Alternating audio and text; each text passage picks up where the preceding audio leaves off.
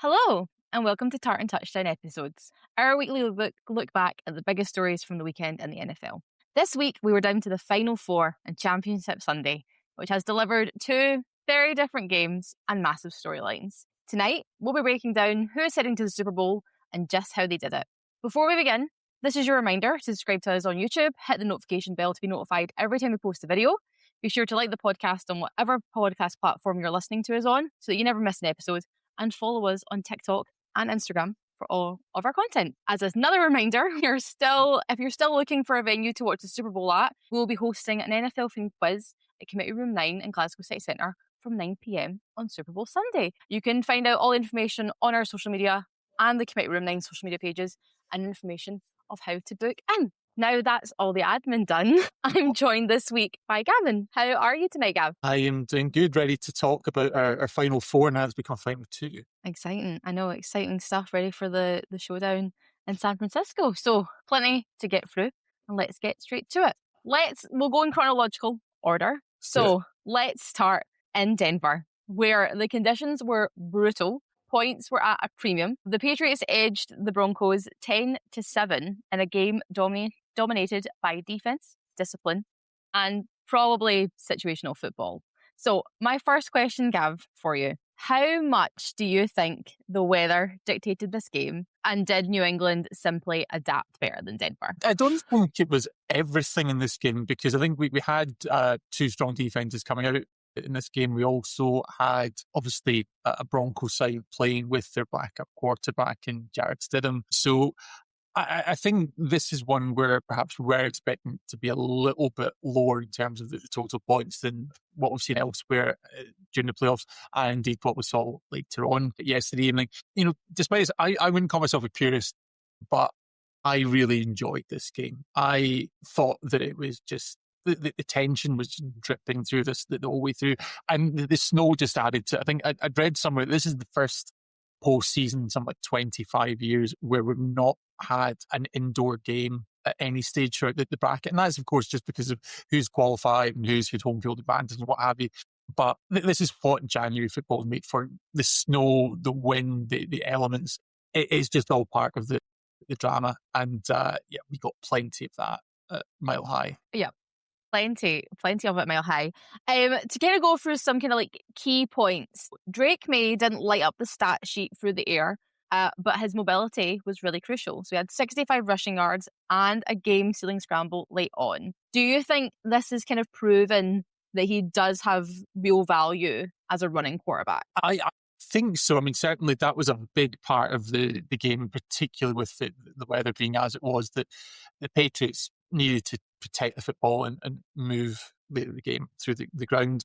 But I actually think it's more than that. And I think this is where coaching really proved a difference maker. It was avoiding the negative plays. So actually, it wasn't about, sort of the fantasy points that you're getting, but crucially, didn't turn the ball over at any point in the game. Even beyond that, May took 5 sacks in this game, whereas I think Stidham took 3. Despite that, I think he only lost 21 yards through those sacks. So obviously nobody wants to take a sack at any time, but he avoided those negative plays turning into catastrophic plays, which I think Stidham, we saw a scenario where, yes, he's been in the league a long time, but actually his inexperience, at least in terms of gameplay, definitely showed at various points throughout the matchup.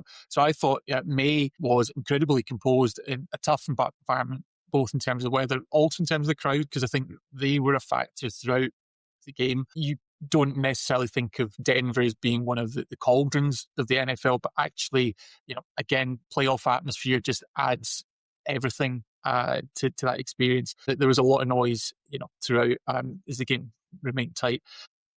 He did what he had to. He made the plays when it came up. Obviously ran for a score, clinched the game on a rollout. For me, I think it's not about the stats, but it's about just making good decisions and staying composed under pressure. Yeah, I was really impressed with him, just because obviously when you mentioned like something maybe like Stidham did, when he didn't take that sack and threw that ball away, that essentially was a massive point for that Patriots defense. And Drake may never allowed that to happen. He was like, I need to take a sack because there's nothing that's going on here. I'm not going to throw the ball into nothing to cause an interception, to cause any kind of turnover. And I was really impressed because he's so young. And again, it's only his second year. So yeah, I was super impressed by him overall. I think so. And then I guess speaking of the Patriots defense, so they came up big again. Christian Gonzalez obviously had a pivotal interception. I personally think the defense is going to be a key point to maybe beating their Super Bowl opponent. What do you think? No, I mean, they always say defense wins championships. So I think, if the Patriots are going to have a chance in the Super Bowl, and I do think it's going to be tough for them, then that defense is going to be a key part of it.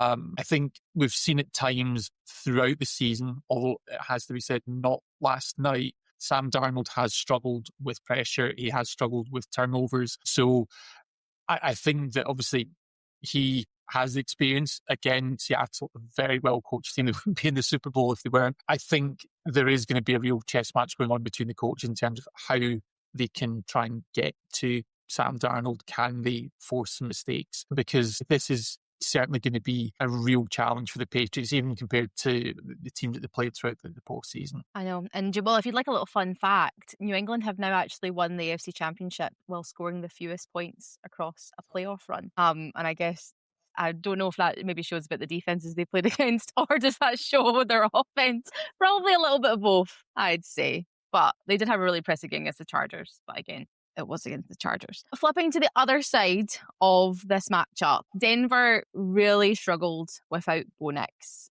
with Stidham making costly errors. Do you think the outcome would have maybe been different with Nix? And I hate to play the, in hindsight type situation, but yeah, I think I think it's fair to say it would have been a different game. Again, got to bear in mind that yes, that there was the snow, so that was going to be a factor even if Bo Nix is at quarterback. Similarly, I think obviously that there was a real sort of semi-final feel to kind of use a sort of a British expression. There was a lot of tension. I think you could see that both teams, particularly early on, worried about making mistakes. So would Bo Nix have changed the outcome? Possibly. I think if we look at individual moments, then certainly some of the decision making from Sim, of course, we've already talked about the interception, but just in terms of how he responded to pressure. So I talked about Drake May and how he handled sacks, trying to step up in the pocket. What really worried me was Stidham. Yes, he only got sacked 3 times throughout the course of the game, but he was going backwards when he was making these plays. He would just sort of backtrot. And the other thing that worried me with Stidham was the interception. Okay, it didn't lead to extra points, but it was late in the game, and actually it was in second down. I think they were facing a 2nd and 9. You didn't have to go for the deep shot. It wasn't close. You're playing 4 down game at that stage. So it was a completely unnecessary shot. There are going to be times when you're chasing the game where you do have to force it, but that wasn't the time to do it. And obviously, even though Nix is only a 2-year starter in the NFL, he's already got more experience than Stidham in terms of game time, to the point that you think that, yeah, there are going to be some things where he is going to shift the needle. Of course, then the question becomes, how do the Patriots respond to that? Because they were able to play most of that second half with a lead. Maybe they would needed to be a bit more aggressive if they were trailing. Nix, absolutely, I would say would have made it a different game. yeah. I think so too. I think you also highlighted there, but kind of previously about coaching and how I think coaching obviously made quite an impact on it. Sean Payton was obviously quite aggressive early on, including a failed 4th down attempt, and I can still hear Brian screaming in our chat about just take the points, just take the points. Do you like that kind of approach in these conditions and in championship games and playoff games, or do you think it really cost Denver the game? Again, did it cost Denver the game? Who knows if it actually changed? I think it was definitely their own decision in the situation. Obviously, analytics has become such a big part of the game over the past few years, and Peyton's always been a coach with more sort of aggressive tendencies anyway. So you can understand the thought process in terms of going for it. Having said that, I think this is a time where you've got to account for the conditions, and I think that's something that's obviously going to make a big difference in terms of the games. Yeah, I think it was probably the wrong call for Peyton to lead points off the board, particularly when you're an offense that's struggling. Yeah, when you're in those situations, you don't have your shining quarterback. We should probably take the points when and if we can get them. This is why we have this kind of games. These are what makes it exciting. So just to kind of zone and zoom out of it, right? What do you think this win says about Mike Vrabel and the Patriots culture? Obviously, a quarterback with loads of years still to go, a really strong defense, and a total buy-in from the roster. What do you think has impressed to you the most about that kind of culture shift? Absolutely. I mean, I think there's always been questions throughout the season, particularly from this podcast, about the Patriots and perhaps the strength of schedule, who have they had to beat along the way. Ultimately, the Patriots have been 9-0 on the road this season. They are actually the first team in NFL history to go 9-0 in the course of a season. There is actually a team that's won more games on the road. I'll come back to that. But they know how to win. Obviously, Vrabel has been there many times in terms of getting to the Super Bowl, and there is a mentality that comes along with that. I don't necessarily want to say the Patriot way, because actually this is a new era. There's no Brady, there's no Belichick, so it's a different quarterback coach pairing. It's a very young team, actually, the Patriots, in terms of the rosters. Obviously, as much as there is that legacy of success, there is, I guess, a different culture in that locker room now. But ultimately, it comes down to knowing what you need to do to win. I think we can say it wasn't pretty at times, but I don't think there's many ways that you can win in a blizzard, to be honest with you. I think that it's going to be a very interesting Super Bowl in terms of what Vrabel brings and how he approaches a Seahawks team that will go into the game as strong favourites. Yeah.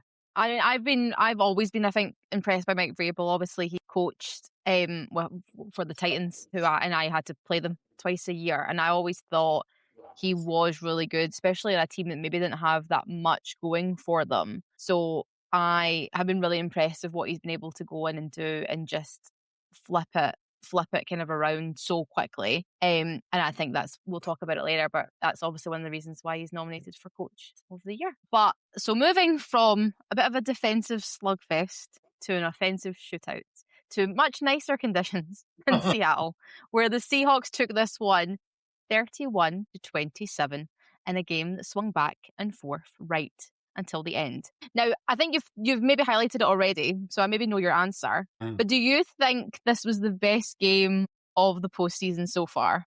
I think that's genuinely tough to say, because maybe the stakes swing it, because obviously this is championship weekend. Obviously, you one game away from the Super Bowl. And actually, one of the things I was reflecting on throughout the playoffs is actually how much the crowd amps up in the postseason. And that's something that's kind of lost in the Super Bowl, between the neutral venue, but also the number of corporates. Whereas, you had the stadiums absolutely rocking for both games. So I still do have a bit of an affinity for what we saw in the wildcard weekend. I've got to say that there were some crazy games there, but I mean, this was, like you say, just end to end for the third time this season as well. Two teams that know each other very well, and we still had both sides making big play after big play throughout this, and it really did come down to I know I think because a lot of people were very curious going into this about how it would swing, because again, like you said, this is the third matchup in a year. Both teams know each other. Both teams must study each other so much. But it was proven because they were actually quite equally matched. So obviously Sam Darnold threw for 346 yards with 3 touchdowns. Do you think this is the defining performance of his career so far? Without a shadow of a doubt. So, like you said, 346 yards. And crucially, as kind of alluded to earlier, no interceptions. We've talked about, in general, losing the turnover battle in the playoffs is fatal 9 times out of 10. But it's been a very specific problem throughout the season, and last season with Darnold as well. And what's really interesting was one of the narratives we've not thought about is he would be the first quarterback out of that 2018 draft class potentially to lift a Lombardi if he can get it done in 2 weeks' time. I think, certainly a year into his career, you probably would have struggled to say that, but I think right now he's he's looking a strong candidate. And no pumpkin. People will sometimes refer to some journals turning into a bit of a pumpkin during the playoffs. The No, Cinderella story, I guess, continues. We mentioned it, but the Seahawks offense kind of just clicked all night. It was just moving. But, I mean, the defense gave up nearly 480 yards. Do you maybe see that being a concern heading into the Super Bowl for them? I just based on the nature of the opposition, actually, I don't think that's as much of a concern as the stat line might suggest. The Patriots, to be blunt, are a very different team. Actually, I don't think they've been very diplomatic. They are a different team. They're not known for maybe lighting up the scoreboard and stat lines in quite the same way as the Rams have. Whereas we've seen two very high scoring affairs in the regular season between these two teams. We know that the Rams can score points.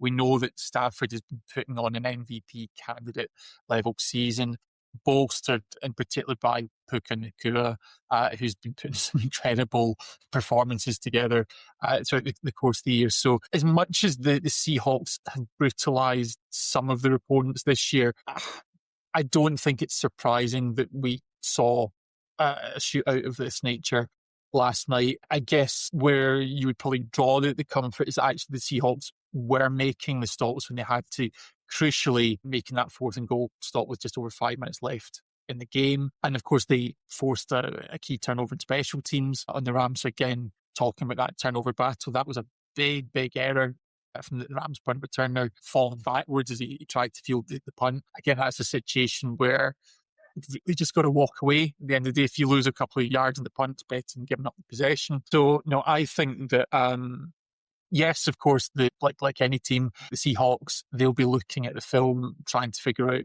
where they could have done better. But I don't think it's going to be sent off alarm bells.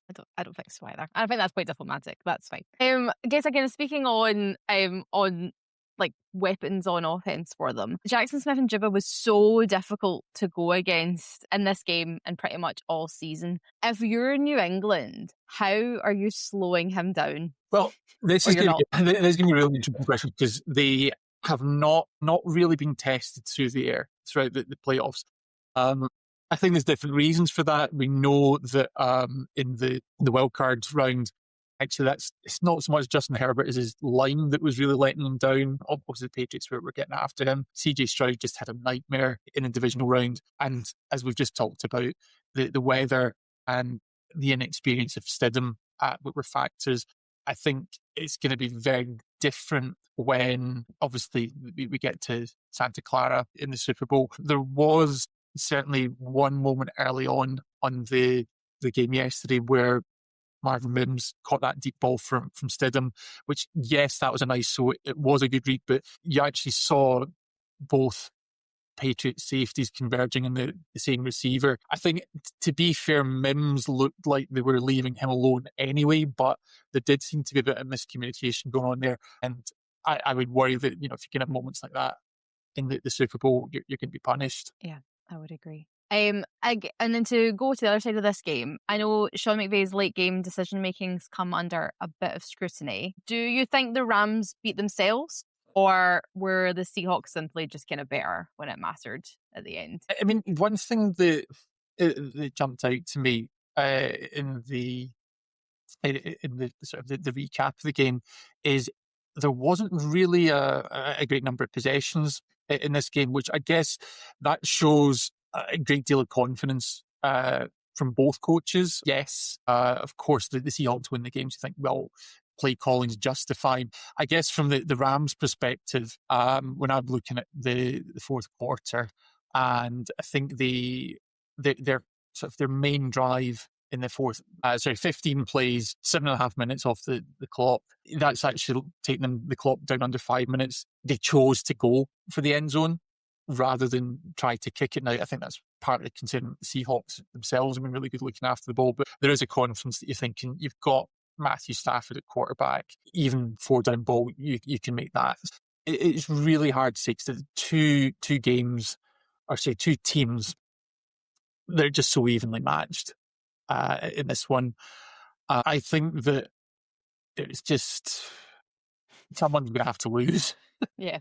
Is the honest answer. You've got McVay's absolutely broken after this. You've got Davante Adams, who's lost, I believe, 5 conference championships. So, I that's think so. that's a particularly painful experience for him. But I don't think anyone can deny that the Seahawks are worth it, both in the strength of last night and through the course of the season. They are the cream of the NFC. And I think what's really jumped out to me is that there there have been so many close, unpredictable matchups throughout the course of the season. The Seahawks have been a team that has consistently come out on top. They had to beat the Rams, they had to beat the 49ers to get the one seed, and they've always answered the call when it's come up. They've not really had the same banana skin games. The Rams lost to the Panthers early in the season. They looked pretty wobbly against them in the wildcard round. It has to be said, the Seahawks have always done what they've needed to. Yeah, what they've needed to do. And you've mentioned him for a little bit. So obviously Matthew Stafford. So obviously he came in to this season with questions about when and how he would perform, because obviously with his back, which is now involved into an MVP level campaign, and has concluded with questions about how many more years he can play. Do you have an idea of what that maybe looks like? Do you see him continuing on this path to be with the greats? I think he's really impressive. I really rate Matthew Stafford. Yeah, I mean, I think that this was a hell of a performance. And like we said, 370 yards, 3 touchdowns. He did not turn the ball over in this game. Obviously, look at maybe that final, or that final before last penultimate drive is the word I'm looking for, where he could have got the ball into the end zone, and I'm sure that will be playing over in his mind. But I think that this was a superb performance. I always kind of think as well, it's about what comes next. So I guess thinking about the reason to go on, first of all, he didn't win the Super Bowl. He's not made it to another Super Bowl. And there are players around him to think, actually, no, I want to run it back with these guys. If we just make slight changes, slight adjustments, there is a chance for us. Obviously, you've got the coach in play as well with Sean McVay. On the flip side, that's a stacked division. The Seahawks feels like they're just getting started as a team. Obviously, it's tough to get back to the Super Bowl, whether you win or lose. When you're picking down at the bottom end of the draft, you've had less time to prepare for the subsequent season. But I've got the feeling that they will be contenders for several years to come. Similarly, the 49ers, despite having an injury list along my arm, they have managed to keep themselves in games in the season. I think some of us wouldn't have been surprised if they made it to the Super Bowl. So the fact that you've got a division where there's 3 tough teams, that's always going to be a challenge. And that's maybe, again, going to play right in the head in terms of what Stafford thinks for his own prospects in subsequent seasons. But I don't think it's cut and dried. No, I don't think so either. We obviously we mentioned Vrabel, so it's probably only right that we talk about McDonald as well. I mean, he's just in his second season as head coach and is already heading to a Super Bowl. How impressive do you think his impact on this Seahawks team has been? So Mike McDonald. Yes. Yeah. Well, I think there's no doubt about it. As I say, that this is a team that's just completely turned it around. I mean, we've seen some fantastic postseason moments in Seattle, but not really for a decade or so.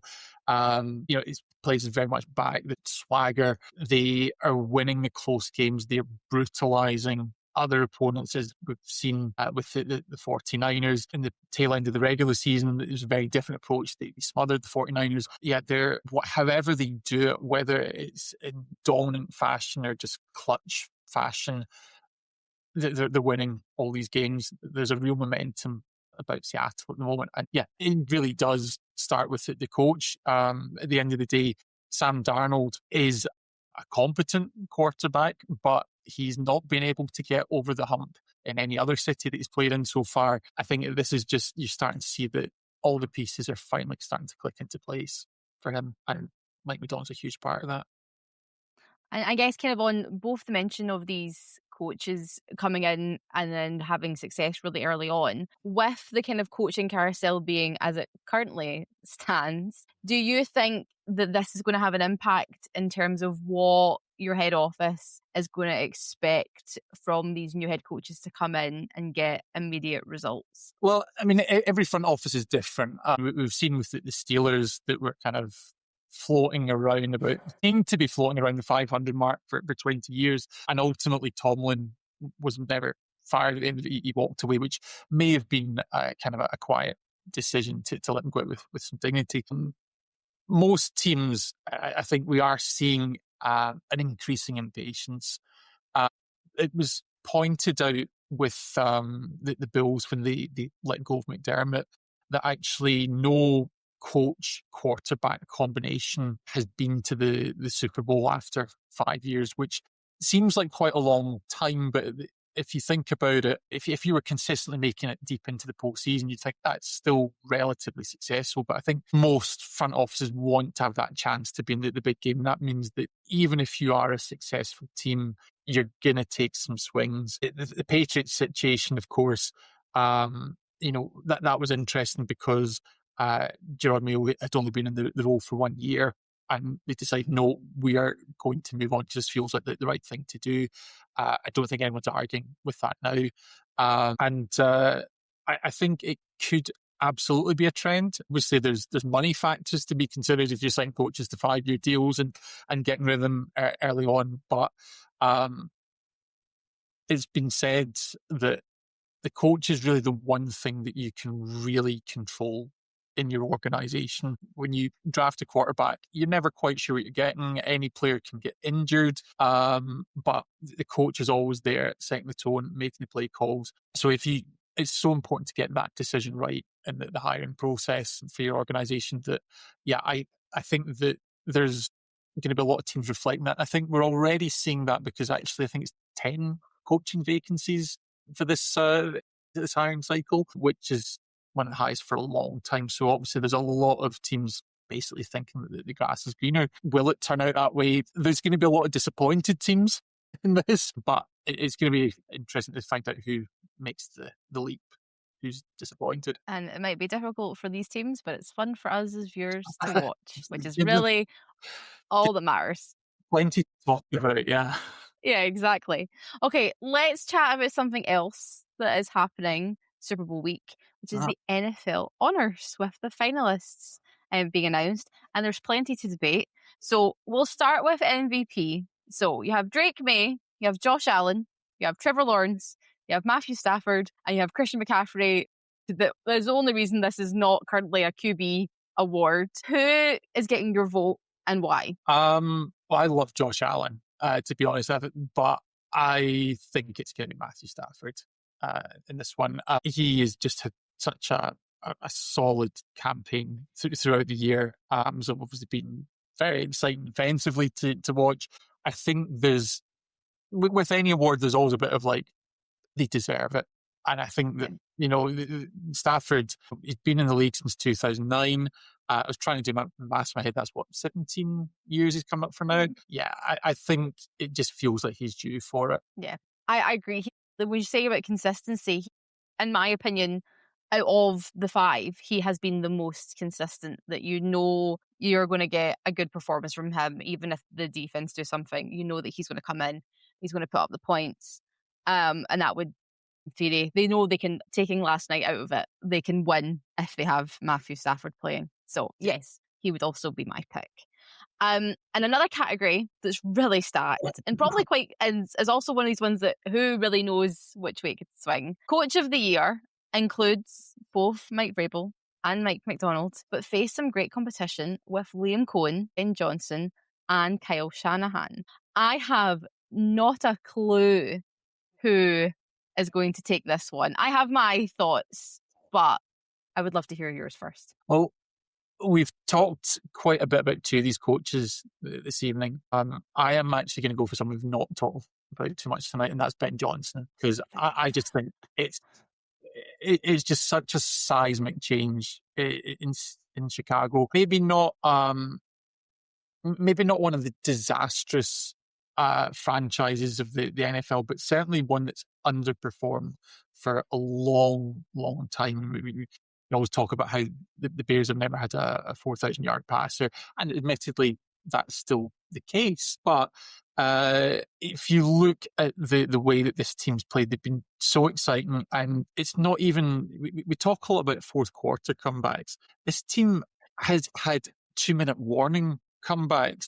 6 of them. I think it's another one in the wild card round. Just that's unbelievable. And if we look at how not identical, but very similar roster did last year. We thought Caleb Williams would come in. They loaded up on free agents, and it didn't quite coalesce. And Ben Johnson just seems to be able to take that package and mold it and evolve it into something which really looks like they belong with the Detroit Lions, the Green Bay Packers in that division. Yeah, I think it's Johnson. Yeah, I think the other two we've not mentioned are also probably quite incredibly worthy to have it. I mean, Kyle Shanahan has made an absolute mess into something that who would have known that would have alluded to with them even making the playoffs when they were putting the injury reports out. And I have a soft spot for Liam Cohen, and I think what he's been able to do, especially in the back half of the season, has been really impressive. But when you said there about how the Bears have been just kind of plodding along for a little bit, and they've got a really devoted fan base who they've been around for so long, who really want to see some good things coming out of it. I think it's been really, really good for the city of Chicago in particular. Ben Johnson would also be my vote if we were allowed to pick. I think so. Both Rookie of the Year awards are also stacked. We don't have to go through both offensive and defensive, but who do you think has made the biggest difference on their team this season? Yeah, see, I was hoping we can probably with all the candidates now. I know. You've been keeping I will go out and say I think Trayvon Henderson has been probably the best in my opinion. Again, we talk about consistency a lot. He's done really, really well. Coming in, again, we talk about young team, how we're able to perform in that, getting in the culture. And again, he's not really had anything really else to go against. But I think he's been really impressive. What 911 yards in your first season, 9 touchdowns. I mean, I think that's pretty good going. And I don't really know. I can't even remember who the Patriots had as their main running back last year, which really shows I think that how much anybody paid attention. But yeah, I think he's my choice. He would be my choice for offensive Rookie of the Year, in my opinion. I think he's played pretty good first season. It's interesting actually just looking at the odds in these. So the favourite currently with FanDuel, if you want your source here, is Ted McMillan from the Panthers. Yeah. Well, I mean, he's probably your pick, or and somebody else on this podcast pick. Just one week on that. And yeah, I've got to say, I do need to. I am kind of leaning with the Patriots pick myself. There's a lot of consensus on this pod this evening. Jackson Dart's the second favourite. And as a Giants fan, I think he's really exciting talent. I just think that he's probably not done enough in terms of games played. I think the fact that actually, even if it's bad luck, part of it is playing style. He's been in the blue 10 at times. I think that's probably a bit of a question mark. Obviously, as you say, the Giants have failed to put games away, which I don't think has necessarily been on Dart. But there's maybe not enough of a story to tell around that for him to come good. And yeah, I feel this is one where actually the performance of the team is a part of it. Interestingly, Henderson has the longest odds of the main candidates, but that's the story that I like. I think Ibuka for the Bucks have been phenomenal at times. Other times it felt like he's kind of shied away. So yeah, I think for me, actually, I do like Henderson. Whether or not he actually gets the gong, we'll need to see. Who's the front runner for Defensive Player of the Year? Let's tell you. Let's have a check. I will put my hands up and say I'm always so bad with defensive players unless they are my own. So again, this is with FanDuel. The favourite by quite some margin is Carson Schwessinger of the Browns. Okay, interesting. Fab. All right. Well, he will probably win it then. Yeah, I think it certainly looks like he's on his way to win. But yes, obviously, Brian would love to be here to make the case, and he dearly wanted to be with us this evening. But I guess part of that is being on the other side of the line from Myles Garrett as well. how can you add to that? So that, of course, we did see in certain games towards the end of the season that he was facing double, if not triple teams, but actually forcing offensive coordinators on the other side to think, actually, there is someone else we need to consider. Yeah, so I think that's perhaps a nice story if he can get a gong, given that Miles is not in the running for Defensive Player of the Year, I believe. No, he is. Yeah, no, he's there. Yes, Yeah, he's my choice. So that would be interesting if they both took away the defensive awards. I thought Brian had maybe it's the MVP that he was expecting to It's be the MVP to be in. he was annoyed about. Yeah. I mean, yeah, Myles Garrett is my choice for Defensive Player of the Year.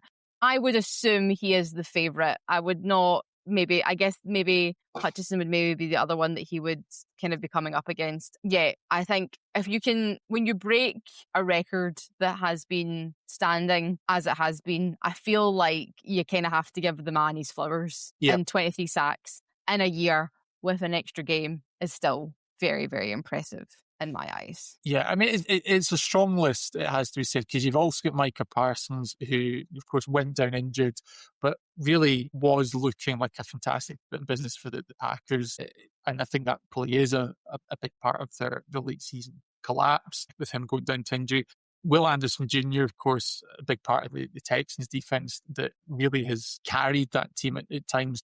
It's a strong list, but it's hard to argue against Myles Garrett. I don't really know how anyone can do it. Even I temporarily wrote him out of the. Even if he still comes to mind, doesn't he? And then I guess maybe what I would potentially say is the most interesting award, because I love how they had to go back and really make the category much less ambiguous, is Comeback Player of the Year.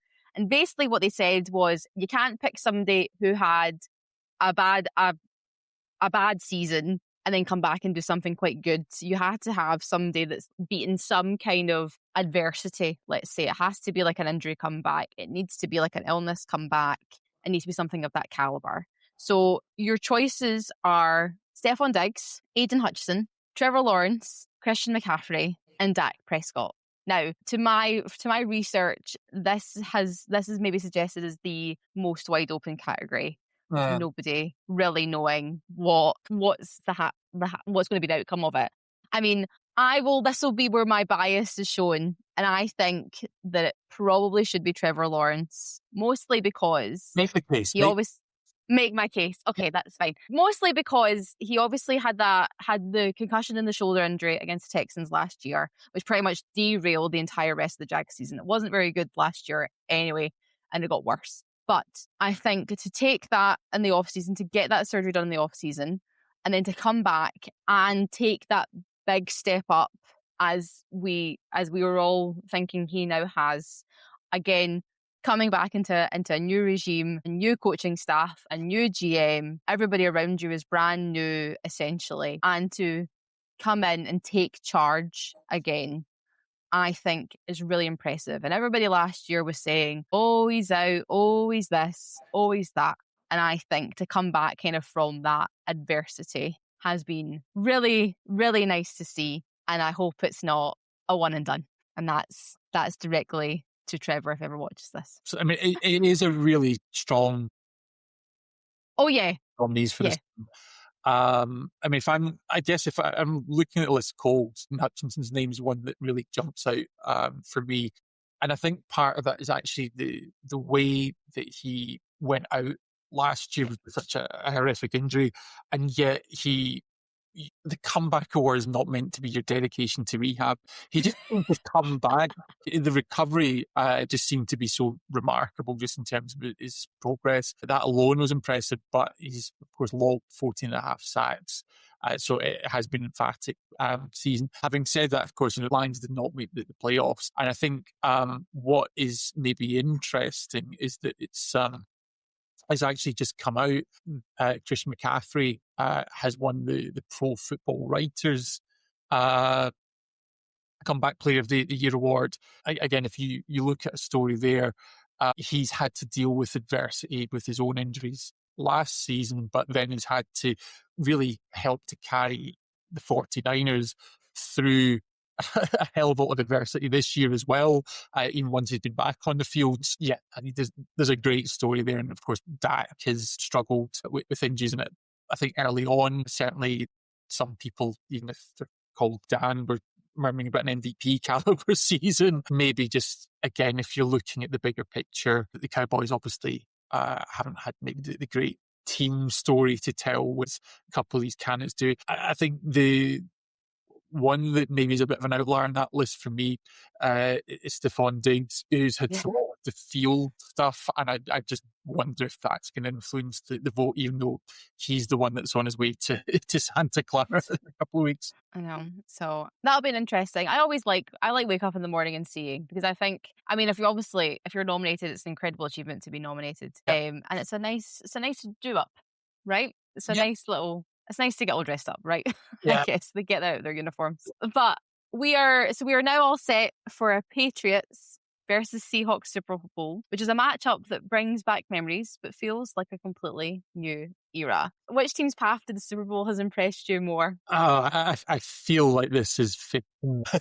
I mean, it has to be the Seahawks.